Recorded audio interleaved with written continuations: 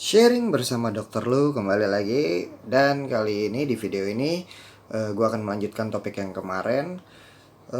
Kemarin kan kita sudah coba membuat lagu dari melodinya atau dari nadanya dulu. Saya bikin nada-nada ngasal, kemudian kita taruh lirik di situ. Kali ini kita coba kebalikannya. Bagaimana kita membuat lagu, tapi kita mulainya dari kata-katanya dulu. Nah, itu akan menimbulkan pertanyaan baru seperti bikin kata-kata tuh gimana sih? Ya sebenarnya tinggal tulis sih, jawabannya sih sesimpel itu. Cuman eh, gimana ya cara bikin lirik yang enak gitu, yang baik, yang bagus, yang benar.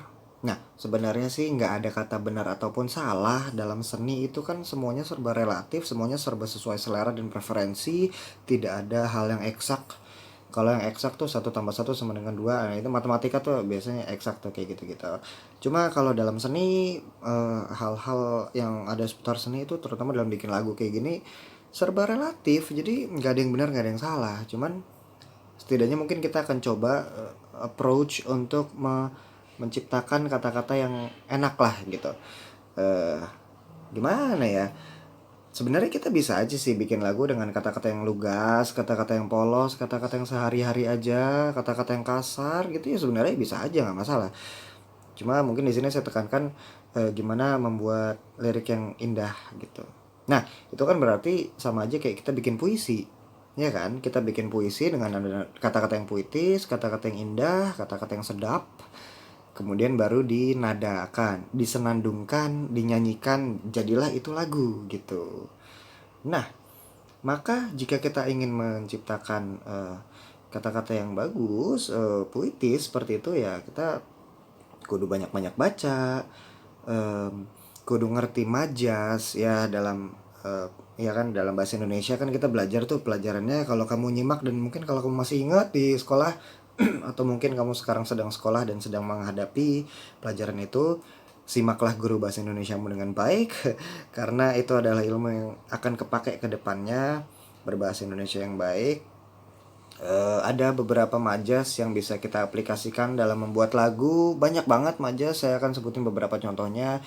Majas perbandingan itu ada metafora, ada simile gitu ya. Metafora dan simile sama-sama membandingkan satu hal dengan hal lain. Bedanya kalau simile itu pakai kata bagaikan, bak, seperti, ibarat, menyerupai, ya gitulah, bagaikan. Intinya kan kau bagaikan bla bla bla, itu simile itu. Contoh, kau bagaikan pinang dibelah dua. Kalau kita lihat ada orang kembar nih, ini berdua bagaikan pinang dibelah dua. Nah, ada kata bagaikan itu simile. Metafora itu nggak pakai kata bagaikan, langsung aja to the point. Kaulah matahariku. Nah, kayak gitu. Perbandingan membuat itu menjadi puitis gitu. Ada lagi majas personifikasi. Itu kan kayak kita menaruh verb atau kata kerja di subjek yang sebenarnya bukan manusia gitu. Kata kerja yang biasanya dilakukan oleh manusia tapi di dalam kalimat itu justru dilakukan oleh benda. Misalnya apa ya? Angin meniupkan namamu kayak gitu kan. Meniupkan kan itu sesuatu yang dilakukan manusia tapi ini justru dilakukan oleh angin gitu. Nggak make sense, tapi itulah majas personifikasi kayak gitu. Majas apalagi hiperbola, itu melebay-lebaykan ya, istilah sekarang tuh lebay, melebih-lebihkan sesuatu, hiperbola gitu. Misalnya ketika Giant bernyanyi, suaranya membuat seisi Jepang hancur lebur, nah gitu, itu lebay kan, padahal nggak hancur lebur juga Jepangnya gitu. Terus ada lagi majas sinekdoke, itu kita bisa bagi dua, itu pars pro toto sama totem pro parte. Pars pro toto itu ketika kita menyebutkan bagian kecil dari suatu hal padahal yang dimaksud adalah keseluruhannya. Misalnya aduh apa tadi, gue kepikiran tapi gue lupa. Misalnya, kau tidak pernah menunjukkan batang hidungmu di tempat ini. Padahal kan maksudnya nggak cuma batang hidungnya doang dong yang nongol, tapi keseluruhan badannya. Nah itu majas pars pro toto. Kalau totem properti itu kebalikannya. Kita menyebutkan satu kesatuan untuk sebenarnya hanya segelintir. Misalnya kayak Indonesia menang atas Thailand. Padahal di situ kita konteksnya hanya membicarakan tentang apa namanya, sepak bola misalnya. Nggak ke seluruh Indonesianya kan, tapi hanya tim sepak bolanya doang kan yang menang gitu. Seperti itu, majas-majas macam-macam. Kok jadi belajar bahasa Indonesia? Ya, ini akan nyangkut lagi ke bagaimana kita menulis lirik dalam bikin lagu. Di sini saya sudah menyiapkan sebuah puisi untuk nanti kita akan bikin ini menjadi lagu. Nggak tahu juga sih bakal gimana. Kelihatan nggak sih? Kagak ya? Di sini gue bacain deh tuh. Mentari pagi memberi cahaya, bawa terang untuk hariku. Waduh. Namun desir angin menuliskan tanda bahaya setiap namanya terucap dari bibirmu. Nah, gue belum bicarain tentang rima nih. Ini juga dalam menulis lirik kita juga mungkin bisa memperhatikan rima. Di sini kan rima tuh ya akhirannya cahaya, hariku, bahaya, bibirmu. A u a u. Nah, ini pola seperti ini ABAB gitu. Lalu kalau kita simak di baris kedua di sini hatiku, hujanku, hidupku, tuku. Ini ngincer rima a kalau kayak gini. Nah, itu juga penting tuh, perlu diperhatikan. Ya, kalau mau kita bahas majas apa aja yang keluar di sini yang pertama nih. Mentari pagi. Oke, sebelum bahas majas sebenarnya ini ada satu hal yang sebenarnya agak ganjil di gua. Gua agak-agak punya problema. Gua doang sih sebenarnya ya, gua doang. Ini benar-benar pure personal dari gua doang. Gua agak-agak punya masalah dengan lagu-lagu yang diawali kata-katanya dengan kata mentari pagi atau apa ya, ya pokoknya ya sesuatu yang mengadres alam gitulah, kayak lagunya Citra Scholastika mentari terbenam gitu. Kayak kenapa harus hal pertama yang disebut tuh matahari gitu loh, kayak nggak ada topik lain yang bisa digunakan untuk mengawali lagu. Come on man, kita bisa lebih kreatif dari ini kok gitu. Gue ini cuma pikiran gue doang sih sebenarnya ya, cuma kayak kok banyak banget lagu yang diawali dengan mentari pagi atau ya kayak gitu-gitu.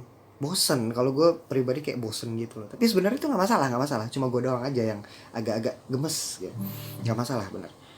Dan itu pun gue akhir pakai di sini gitu sebagai contoh. Di sini mentari pagi memberi cahaya, bawa terang untuk hariku. Waduh. Namun desir angin menuliskan tanda bahaya. Nah, ini personifikasi di sini kan. Setiap namanya terucap dari bibirmu. Nah, bibirmu di sini nih hitungannya aja sparse prototo nih, karena dia hanya menyebutkan satu eh, bibir doang. Padahal kan terucap dari mu itu aja udah cukup gitu loh. Setiap namanya terucap dari mu. Di sini ditekankan bibirnya doang, bibirmu. Padahal ya terucap ya ini satu kesatuan dari pita suara lah keluar gitu dari mulut kan. Tapi ini cuma bibir doang yang diadres gitu. Itu majas, itu memperindah, mempercantik bahasa. Lanjut, kau ratu yang menguasai hatiku. Nah, ini tadi perbandingan. Ini hitungannya metafora. Kau ratu, bukan kau bagaikan. Apakah dia beneran ratu? Enggak juga kan, dia hanya wanita gitu, tapi diibaratkan sebagai ratu, penguasa gitu. Baris kedua nih baru simile, beda sama metafora yang atas nih. Kau bagai pelangi di atas hujanku. Ya kan? Ada kata bagai, simile jadi. Apakah dia beneran pelangi? Enggak juga gitu. Cuma kiasan aja gitu. Tapi jadinya indah. Lalu lanjut, tapi mengapa kau hancurkan hidupku? Nah, ini hitungannya adalah apa tadi? Hiperbola. Nah, hiperbola kan apakah hidupnya benar-benar hancur, dia jadi di PHK terus pengangguran, hidupnya luntang-lantung jadi pengemis, kan enggak gitu kan. Ini melebaikan sih, namanya hiperbola. Sedikit info, kebalikannya hiperbola tuh, kalau hiperbola kan membesar-besarkan, kalau mengecil-ngecilkan itu litotes ya kalau nggak salah majasnya namanya. Kayak misalnya selamat datang di gubukku yang sederhana padahal rumahnya 3 lantai gitu, itu litotes tuh kayak gitu. Lanjut, lebih baik ku angkat kaki dan beli tuku. Ini kenapa ada tuku di sini, gue cuma ngincer biar satu rima aja nih, 4 baris nih, ku semua. Tuku ya maksudnya kopi ya, lo tau ya, gue nggak di endorse by the way, tapi kalau Tuku mau endorse bisa. Pancingannya gitu. Jadi lebih baik ku angkat kaki, ini juga hitungannya pars pro toto juga tadi tuh, karena kan yang diangkat ya, angkat kaki kan adalah istilah buat pergi. Lebih baik aku pergi dari sini gitu, angkat kaki. kakinya doang diangkat terus dia nggak kemana-mana, kan nggak gitu. Seperti itu. Lalu lanjut, oh teganya Indonesia Raya kalah atas Korea. Dari sini kita, mungkin saya harus menjabarkan dulu lagunya tentang apa. Kalau kamu tangkap mungkin dari atas ke pertengahan sini, oh ini tentang orang yang suka sama cowok yang suka sama cewek tapi cintanya nggak berbalas, malah malah ceweknya suka sama cowok lain karena setiap namanya nama pihak ketiga berarti terucap dari bibirmu.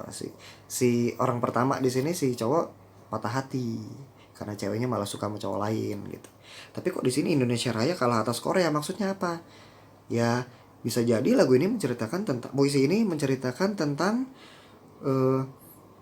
si cowok nggak terima bahwa ceweknya tuh suka banget nontonin drama Korea, dan dia memuja-muja sang opa, kayak gitu. Terus dia cemburu atas kesukaan si cewek terhadap si idola Korea itu, makanya dia bilang Indonesia Raya kalah atas Korea. Gitu ceritanya. Ini gue belum kasih judul, gue belum bikin juga nadanya bakal kayak gimana. Tapi misalnya dari puisi kita bikin jadi lagu kayak bakal kayak gimana, gue belum persiapan apa-apa, gue ngasal aja nih. Setidaknya kata-katanya udah ada, tinggal dibikin nadanya gimana. Jujur buat gue ini adalah proses yang sulit. Gue lebih mudah membuat lagu itu kalau nadanya dulu gue bikin baru kata-katanya nyusul. Tapi bukan berarti ini tidak mungkin, ya kan? Bisa aja bikin lagu yang ada adalah puisinya dulu, kata-katanya dulu, baru nadanya kita sesuaikan dengan kata-kata. Agak susah buat saya, tapi kenapa tidak dicoba? Misalnya gue bikin gini ya. Mentari pagi memberi cahaya, bawa terang untuk hariku. Ngasal banget gue. Namun desir angin menuliskan tanda bahaya, setiap namanya terucap dari bibirmu. Nyisa tuh jadinya gak enak. Lanjut. Kau ratu yang menguasai hatiku, kau bagai pelangi di atas hujanku. Tapi mengapa kau hancurkan hidupku? Lebih baik ku angkat kaki dan beli tuku. Oke, mungkin kita bikin yang ini part berikutnya jadi referen. Oh teganya, oh teganya Indonesia Raya kalah atas Korea. Jadi isi lagu, cuma buat gue agak maksa aja. Atau bikin lain, misalnya bikin gimana ya, bikin 3/4, bikin 6/8, 3/4 gue. Mentari pagi memberi cahaya, bawa terang untuk hariku. Namun desir angin menuliskan tanda bahaya, setiap namanya terucap dari bibirmu. Maksa banget. Kau ratu yang menguasai hatiku, kau bagai pelangi di atas hujanku. Tapi mengapa kau hancurkan hidupku? Lebih baik ku angkat kaki dan beli tuku. Oh teganya, lah sama kayak tadi. Oh teganya Indonesia Raya kalah atas Korea. Bisa juga. Jadi 2 lagu barusan dengan lirik yang sama, jadi 2 lagu. Itu adalah contoh, oke? Mungkin bukan contoh yang baik, tapi setidaknya saya sudah mencoba memberikan contoh bagaimana membuat lagu dari kata-katanya dulu baru dirangkai jadi nada. Gitu. Kok bisa bang? Tadi chordnya apa aja kok bisa langsung kepikiran ke situ? Itulah hasil dari proses membuat lagu selama bertahun-tahun.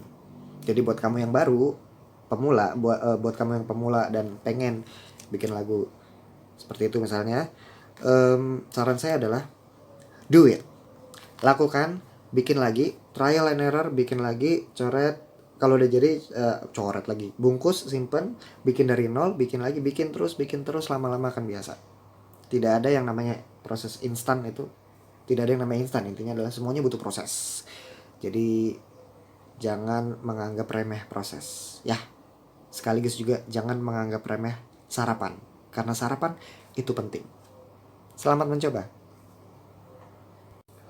Tidak lupa juga mengingatkan buat kamu-kamu yang pengen belajar core tutorial, di channel ini kita mengadakan diskon gede-gedean nih. Year end sale 50% off, 50% diskon setengah harga untuk kamu yang mau merequest core tutorial lagu tertentu apapun. Jadi buat kamu yang pengen mempelajari lagu tertentu, lagu apapun yang kamu pengen dan core tutorialnya belum ada di channel ini, kamu bisa mendapatkannya dengan harga setengahnya aja dari 50.000 kan awalnya ya. Saya kasih diskon 50%, maka kamu hanya perlu membayar Rp25.000 saja. Cara requestnya gimana? Sebenarnya semua info selalu ada di kolom description, jadi selalu bacalah kolom description setiap video yang kamu tonton ya. Di situ ada jalur yang bisa disediakan, jalur yang saya kasih untuk kamu merequest. Jadi bukan lewat kolom komen, melainkan lewat DM Instagram, DM Twitter, atau email. Instagramnya di @ranggapranendra_, Twitternya di @ranggapranendra, atau emailnya di ranggapranendra@yahoo.com. Ya, Yahoo, ya, pakai Yahoo. Gitu. Jadi tunggu apa lagi guys? Cuma dari 18 Desember sampai 27 Desember saja. Waktunya terbatas, diskonnya gede. Jadi tunggu apa lagi? Jangan lewatkan momen berharga ini. Rp25.000 saja.